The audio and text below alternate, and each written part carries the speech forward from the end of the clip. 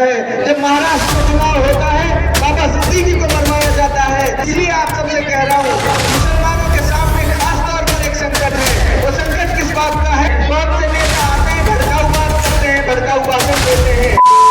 अस्सलाम वालेकुम सभी लोगों ने 26 जनवरी खूब धूमधाम से मनाई होगी।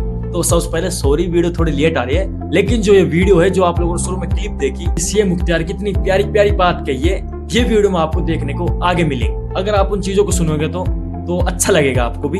तो टाइम निकाल के वीडियो देख लेना। तो सब्सक्राइब करे तो कर दियो, ना तो वीडियो देख लियो। मैं सिर्फ आपसे चंद बातें यूं कहूंगा कि देश और मुल्क के हालात, संविधान हमें मिला, ये आईन हमें मिला कि पूरे देश के नागरिक एक कानून के तहत उनके अधिकार होंगे और कानून के तहत ही उनकी जिम्मेदारियां होंगी।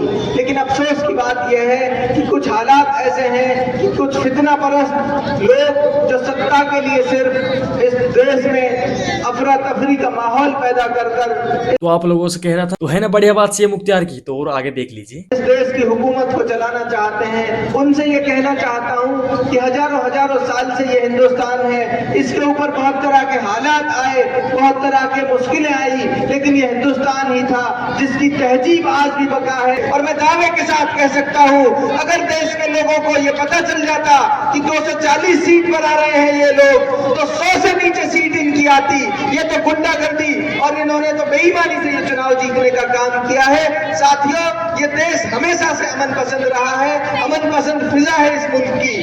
इसलिए आप सबसे कह रहा हूँ, मुसलमानों के सामने खास तौर पर एक संकट है। वो संकट किस बात का है कि इस मुसलमानों को लगातार कोशिश हो रही है कि उनको उकसाया जाए, इनको भड़काया जाए।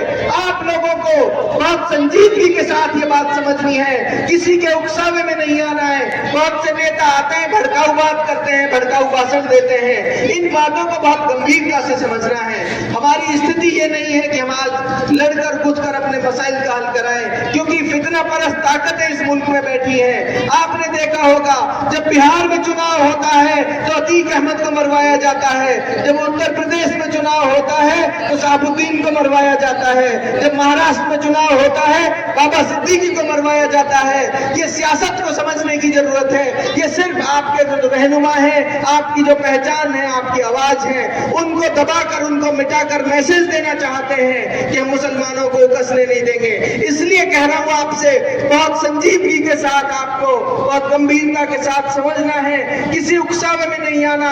और मैं बहुत खुशी के साथ कह रहा हूं कि मुसलमान पिछले 15 साल में हजारों बार कोशिश की गई, मस्जिदों के सामने से यात्रा निकालते हैं, पूरे नारे लगाते हैं, लेकिन इस देश का मुसलमान कभी उकसावे में नहीं आया। मुसलमान कहता है कि हम इस देश से सच्ची मोहब्बत करते हैं। आज इस देश पर अगर किसी की बुरी नजर है तो हम शांति से, अमन से उसका मुकाबला करने का काम करेंगे। मुसलमान कभी उकसावे में नहीं आया।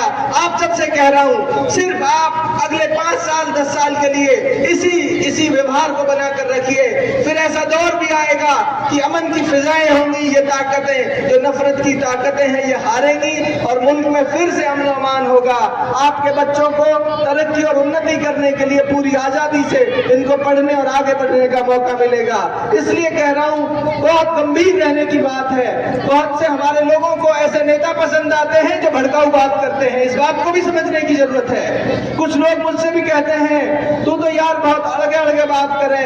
मैं इसलिए कह रहा हूं कि मैं समझता हूं सही क्या है, गलत क्या है। जोर से तेज बोलने से कोई बात, गलत बात सही नहीं हो जाती। गंभीरता से समझने की जरूरत है, किसी उकसावे, किसी भड़कावे में आने की जरूरत नहीं है। इसलिए कह रहा हूं, आप निश्चिंत रहें जिम्मेदारी के साथ। इस इलाके से अपने लोगों से मोहब्बत करता हूं, इसलिए कह रहा हूं, आपको गंभीर रहने की जरूरत है, किसी उकसावे में बिल्कुल ना आए। अगले कुछ समय हम काम कर रहे हैं, अगले 10 साल सिर्फ और सिर्फ आपको एक चीज पर काम करने की जरूरत है। आप अपने बच्चों को बेहतर से बेहतर तालीम देने का काम करो अगले 10 साल। मैं दावे के साथ कहता हूं, इस देश की भी और इस इलाके की भी तस्वीर बदलने का काम हम लोग करेंगे। आपको सिर्फ एक काम करना है, अगले 10 साल तालीम की इस रस्सी को मजबूती से पकड़ने का काम करना है। आपका बेटा, आपका भाई आपके बच्चों की रहनुमाई करेगा। आपको जहां जहां मेरी जरूरत पड़ेगी मैं आपके लिए खड़ा मिलूंगा। आपसे इन्हीं शब्दों के साथ, समय की सीमाओं को ध्यान रखते हुए, मदरसे ने जिस तरह का प्रोग्राम किया, बेहतरीन तरीके से आपने बच्चों की तरबियत का निजाम आगे बढ़ाया है। आप सबको पुनः 26 जनवरी की बहुत बहुत शुभकामनाएं देता हूं। मैं उम्मीद करता हूं हम सब मिलजुल कर इस मुल्क को आगे बढ़ाने का काम करेंगे। बहुत बहुत शुक्रिया, बहुत बहुत आभार। तो उम्मीद है आप सभी को इस वीडियो से कुछ ना कुछ तो समझ में आया होगा, जो कि सीएम मुख्तियार अपना भाषण के मुताबिक कुछ समझाया है। अगर आपने ध्यान सुना होगा तो आपके समझ में आ गया होगा किस चीज के ऊपर बात कर रहा है। धन्यवाद इतना टाइम देने के लिए। तो वीडियो में बस इतना ही कुछ था, लेकिन ऐसी वीडियोज में बनाता नहीं हूँ, आप लोगों की थोड़ा बहुत हेल्प हो जाए इसलिए मैं बना रहा हूँ। आप लोगों को थोड़ा बहुत पसंद आ जाए और मेरे लिए थोड़ा व्यूज आ जाए, बस काफी है। बाय बाय, सलाम अलैकुम।